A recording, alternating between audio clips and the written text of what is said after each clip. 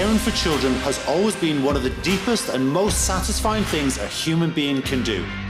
The world is changing, and there's never been a more important time for childcare business owners to start marketing their businesses.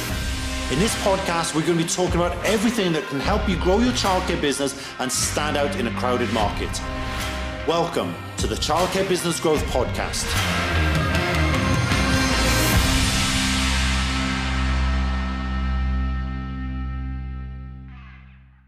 Hey everyone, it's Nick here from Childcare Business Growth, and today I am super excited. Now, I put Joy on the spot here. Before I go into this, I'm first of all very, very grateful for this lady joining me. Joy is, first of all, an inspiration to me. Now, we're working with Joy. Joy's out in the US, and what time is it with you, Joy? First of all, before I go into everything right now. It's currently 6:28 a.m. Okay, so when I mentioned this to you, I said, we're going to do a quick interview. Joy didn't realize this was going to be live. Okay, so I've really put Joy in the spot here, guys. And bear in mind, it's like 6:30 in the morning where Joy is right now. Okay, so I am super grateful for Joy jumping on this call. And Joy, I'm going to ask you to give an introduction to me, but I just want to cover one point quickly. The reason why I thought it was so important to do this live today is because vision boards are massively important to my family and I, all of our children. My wife and I have them, but I'll be honest with you, I think in the past, we didn't see them as a huge priority. And I think right now, some people might have some misconceptions around them. I think people have make some common mistakes. And I also think with everything that's going on in the world, people have switched more to a survival mindset rather than still holding this vision of where they want to be in the next 12 months. And I think that we need to hopefully help people change that mindset. So without further introduction, guys, I want to introduce you to Joy Maxwell. Now, I've only known Joy for a few months, but as I said, she's already become a huge inspiration to myself, to our team here at Childcare Business Growth. And Joy, do you want to give you just a quick overview of yourself and a bit about your background, if you don't mind? Awesome. Thank you so much, Nick. I'm elated to be here this morning. I just thank you for this opportunity in this space. So my name is Joy Maxwell, and I have been coined as the visionary. And so I come from an educational background. I was an elementary school teacher for 10 years. While I was an elementary school teacher, I was also an adjunct professor at night. So I taught early childhood education and elementary English. And so I've been teaching and training people for a very long time. I've always had a passion to work with children. I've always had a passion to teach people how to properly work with children. And here in Philadelphia, I am an adult educator with the city. So I am able to go around and teach other early childhood educators how to implement curriculum, how to do assessments, how to set up classrooms. And so those are some things that I have been doing just throughout my career over the past anywhere from 15 to 20 years, actually. I started working in nonprofit organizations, daycares, Head Start programs since I was 16 years old. So I've had quite a few years working in this arena. I am also a mom of 5 and a newly glam mom. So we have a 6-month-old grandbaby, and I am married to my wonderful husband, Raymond Maxwell, who is my partner in our childcare business and in life. And so I am excited about this season that we're in. I'm excited for the new year, and I'm excited to be here talking to all of you guys. Thank you, Joy. Now, I didn't realize you had 5 children. Wow, you've beaten me. I've got 4. So, well, my husband was a package deal. So he came with 1 and she immediately became ours. So yes, we have 5. So now, the reason, as I said, why I thought this was so important, because I think, let's face it, 2020 was a tough year for everyone. And, 2021 is, of course, going to bring its challenges. But I think it's so important that we don't lose sight of having goals, having a vision of what we want to achieve over the next 12 months. And that's why I know, obviously, you've got a big event coming up on the weekend. I know it's sold out if you want to go there in person. The virtual option is still available, which we'll talk about later. But right now, I think it's so important that people understand why more than ever that vision boards are extremely important for how we plan the future. So do you want to just tell us a bit of an overview why you think people kind of get vision boards wrong, or they have this misconception around vision boards? Well, the first thing is growing up, my mom was a person that always read different proverbs to us, different scriptures, different affirmations, different stories. And there is a proverb that says, where there is no vision, the people perish. Wow. And so that is a proverb that I have held very dear and close to my heart, and that I am very mindful of. So as a team leader, as a CEO, as a mom, I make sure that my team, the people I love, the people I lead, the people I carry, I make sure that they know that we have to have a definitive plan, purpose, and vision for what we are doing in life, what we do in business, what we do in marriage, what we do in ministry. We have to have a definitive plan in place, and we have to have a clear vision. If not, you do yourself and you do your team a disservice, because people don't know what direction we're maneuvering, because we have no clear end, we have no clear vision. And so I think the misconception with people creating vision boards, first of all, I get people that say all the time, oh, I know, that's that arts and craft project that people do, right? Oh, wow. Okay. Arts and craft project? No, it's much more than that. Thing I realize is that, you know, I was telling Nick, when we do these projects and when we do these things with our family, I have a 15-year-old, and the first thing he does is, you know, he goes and gets the pictures of the most expensive cars, the most expensive bikes, the most expensive Rolexes, and he's like, this is what I want. This is what, you know, this is what I want to put on my vision board. And then I have to kind of scale him back a little bit and say, okay, so where do you see yourself successfully in your grades? Where do you see yourself successfully in your body? Like, what's something you want to work on? What are your thoughts that you want to, you know, accomplish this year? I want you to do things that are already in your arena. So right now, as a 15-year-old, we know that you will not be getting a Lamborghini. So once we kind of, you know, bring him back to reality, and this year especially has been very beneficial, because we created this workbook to work through 4 vision boards. And I think this workbook is just game changing. And so I want people to, you know, dream big, definitely. Dream, you know, your wildest and your biggest dreams. But after you dream, after you visualize, what strategic steps are we putting in place to work through this vision and to make sure that this vision is going to be obtainable? That's the part that people miss the steps. Yeah. They put the pictures up, they put the fancy husband and wife, but then all year long, I wanted to manifest a husband, but it didn't happen for me this year. All year long, you didn't go anywhere, you didn't join any websites, you didn't, you know, put yourself out there, you didn't let anybody know you were single. You did the same thing, and so you yielded the same results. Now, if you're ready to do something, let's put those steps in order to actually achieve it.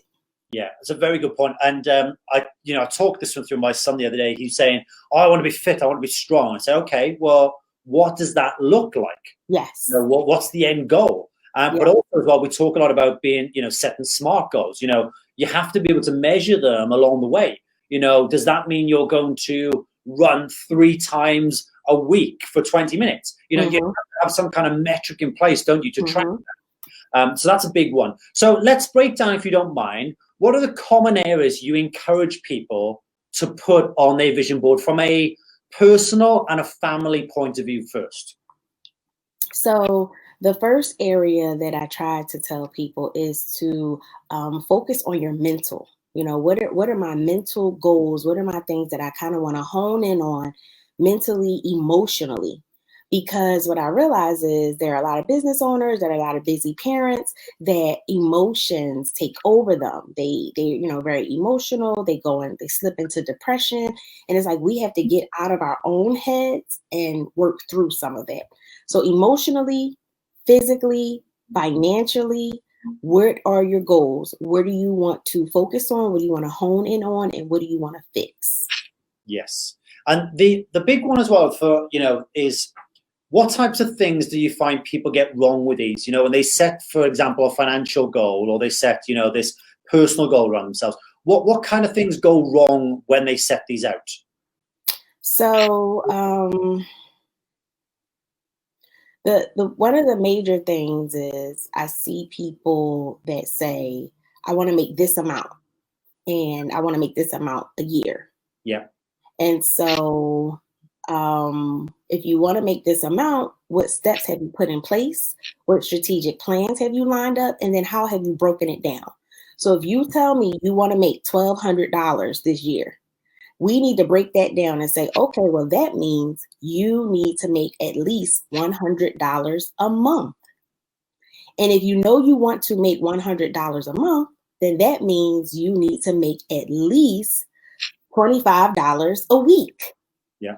And then whatever you have to do to hit $25 a week, whether you sell water, whether you sell candy, whether you sell potato chips, you have to make sure that you have a plan in place, a step-by-step plan in place to make that $25 a week. That then adds up to the $100 a month. That then will add up to your $1,200 for the year. Yeah. So we have to put strategic steps in place, and we have to visualize those steps. And the other one as well I find is, let's face it, a lot of childcare businesses have struggled over the last 9 months Yes. with inquiry numbers, etc. And if they had this goal, let's say they had this big goal 12 months ago, they were going to be full with a waiting list, etc. But, that obviously things have happened there in those scenarios. But again, you're going to have those months where you're going to have a dip. You're going to have a bump in the road. Something's going to happen. And one of the common things I find that businesses generally don't tend to adjust for is when they get that blip, they get that bump in the road. Let's take the scenario you just said around, hey, you've got to do $100, etc. But what if you don't make anything this month?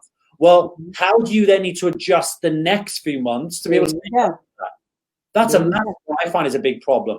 The other one for me as well is a big thing is around, I find that I speak to a lot of people that say, I've got a vision board, I've got a plan, I do it with my family, but they don't have a vision board for their business, but more importantly, a vision board that they share with their team and their business.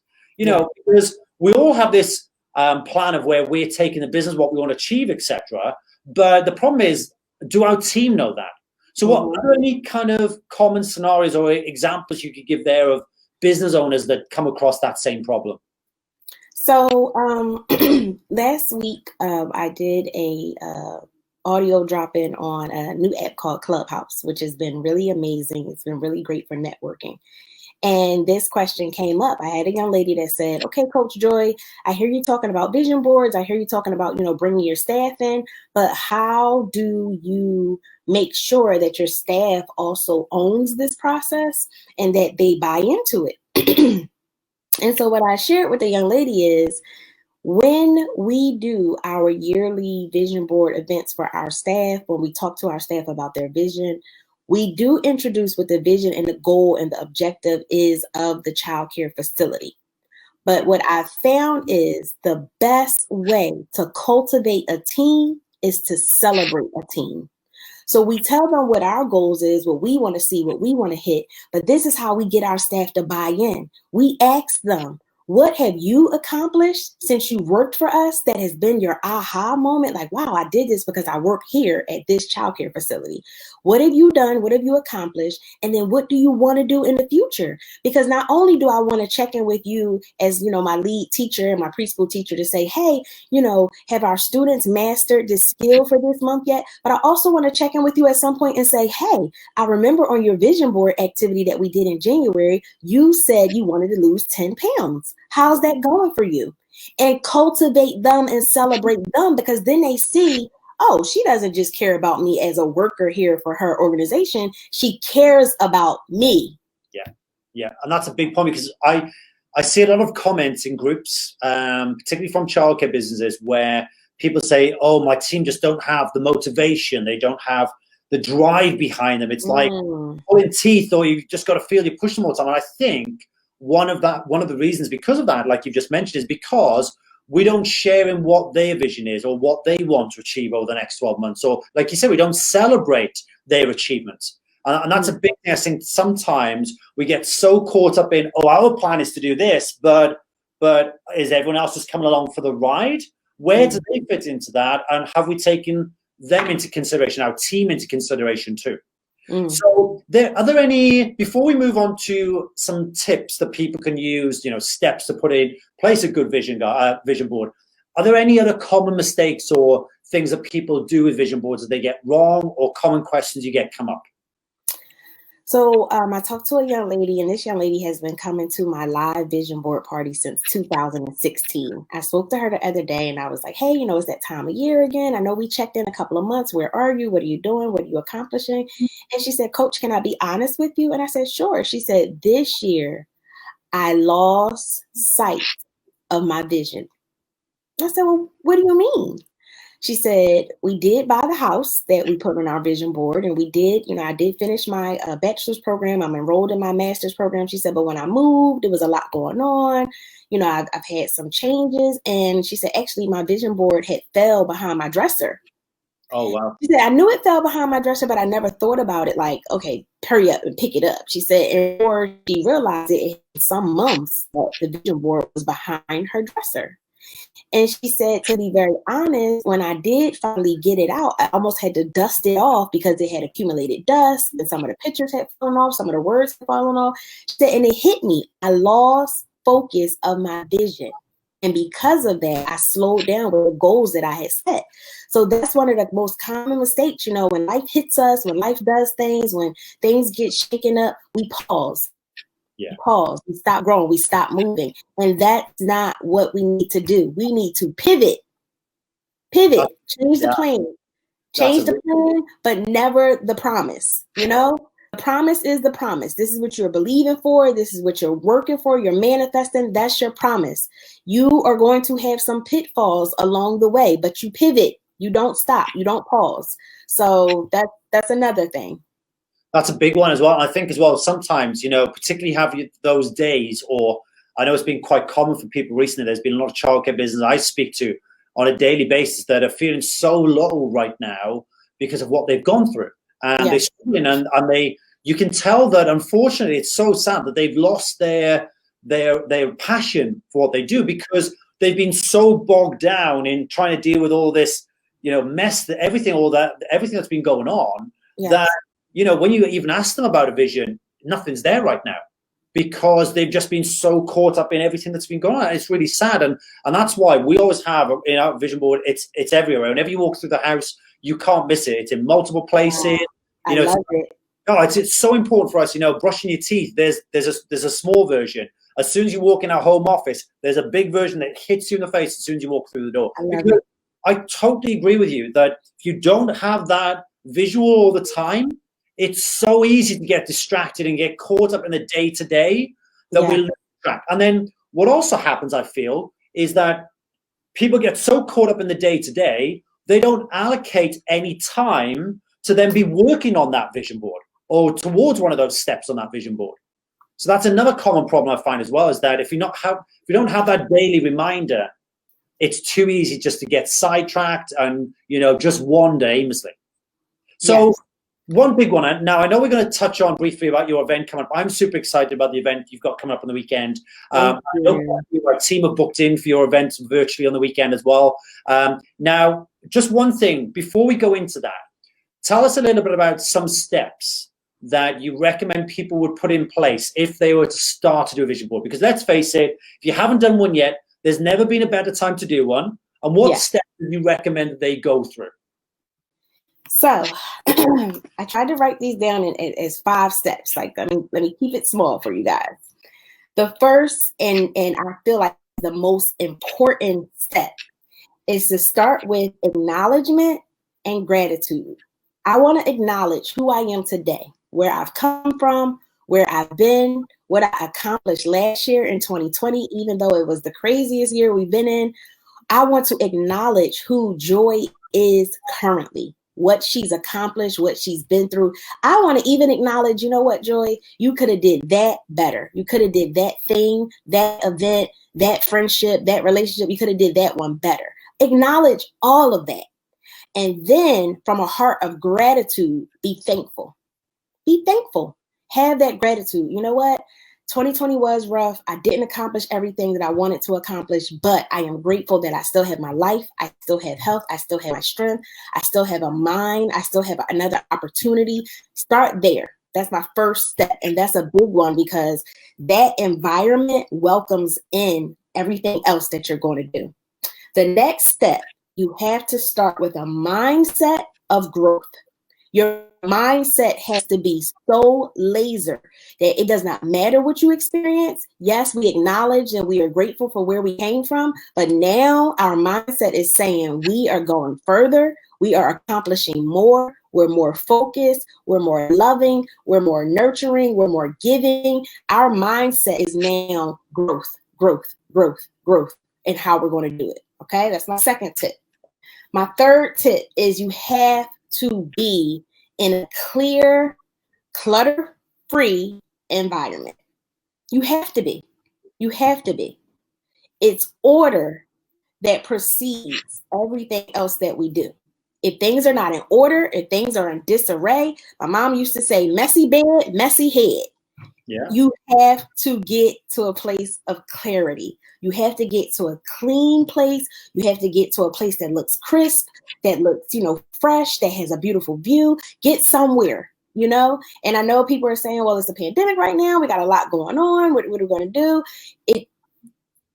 Find a space in your house, find a space in your closet, in your basement, in your garage, whatever you have to do. Just get to a place clear, clutter-free, because it allows your mind, it allows your emotions to be different. Sometimes when I walk in my childcare, if I go into a classroom that the kids are in the centers and they kind of have just thrown everything disarray, if I was walking in there to do an observation, I can't do it because the environment is too cluttered. It's too much. I have to wait and come back later. So you want to make sure that you have a clear environment. The fourth tip that I would give you is you have to take some time to visualize your next level. So now you've already been thankful. You've already showed your gratitude. You've already acknowledged your wins and your losses. You've already, put your mindset, okay, this is the year for growth. This is the year for this. You've already had your clear environment. Now when everything is quiet, when everything is calm, you're going to close your eyes and you're going to visualize. Visualize. You want more enrollment? You're visualizing those students coming to the door, ringing the bell, the parents calling your phone, signing up, whatever your biggest, greatest desire, dream, whatever it is, you are visualizing that. And you're going to be serious about this. People are like, oh, here we go. I hadn't visualized anything. Well, that's a problem. When's the last time you became like a kid and just had a daydream? Visualize, okay? And then my fifth tip is to have fun doing this. You want to have fun doing it. You want to make sure that there is so much joy and happiness and gratitude in your heart and in your environment. If you want to put on some music that makes you feel good, that makes you want to level up, that makes you want to know that there's more in you, put on your Beyonce, put on whatever it is that gets you hyped and happy, and work in that environment. So that's why I'm so super excited about our event. Half of it is VIP. So we're going to have a few people in the room. We're going to have an environment that is going to cultivate thoughts and dreams and desires. So those are my tips. They are awesome tips. And guys, look, just a quick point here. Now, as Joy's mentioned, the event on the weekend is now closed to guests. It's a limited space. It's purely VIPs. It's now sold out. But Joy has been very, very kind to give us a link where you can attend this event virtually. Okay, we've got a discount for you guys, everyone in the Childcare Business Growth community. I'm very, very grateful for Joy sorting this out. And what I'm going to do after this, I will post the link in the comments down below where you will be able to take advantage of that offer. And it's only available for people inside the Childcare Business Growth community, guys. Now, Joy, I want to thank you so much for especially taking the time out of your day so early in the day. I think it's important to point out as well. Joy, just tell everyone what time you normally get up and start your day, if you don't mind. So I get up anyway at 4 a.m. every morning. Guys, 4 a.m., okay? Now, I know we could all come up with reasons why we can't get up at that time and why everything else, but I'll be honest with you. I hear this time and time again. Some of the most successful people in the world, they get up early because that's their time where they can work on things with no interruptions. Mm-hmm. Because let's face it, as a childcare business owner, How many distractions do you have in a day? You have your team members call you, you have parents, you have issues, you have authorities, you have all different types of people to work with. And I think Joy's a classic example here of someone that's achieving big things, inspiring others, and she's leading by example of up at 4 a.m., gets her main things done while she's got that quiet time, jumps on interviews at 6:30 in the morning without any preparation. And you're a true inspiration, Joy, and I'm very grateful for you jumping on. And guys, I don't think I've come across anyone that runs these vision board events anything like the way Joy's going to run this on the weekend. So whatever excuses you've got why you can't be there, make sure you are there. I'm going to put the link in down below. And I just want to thank you once again, Joy, for your time. And I'll post the link down below, everyone, very soon. And Joy, thank you once again. And I look forward to catching up with you on our next call over the next few months. Thank you so much, Nick, for this opportunity. Thank you, everyone, for joining in. I am excited about you guys' future. Thanks, Joy. I'll speak to you soon. Bye-bye. We're on a mission to help business owners just like you to get more customers into their businesses and to help you stand out from your competition. If you'd like to find out more about the ways we can help your business, check out our website at childcarebusinessgrowth.com.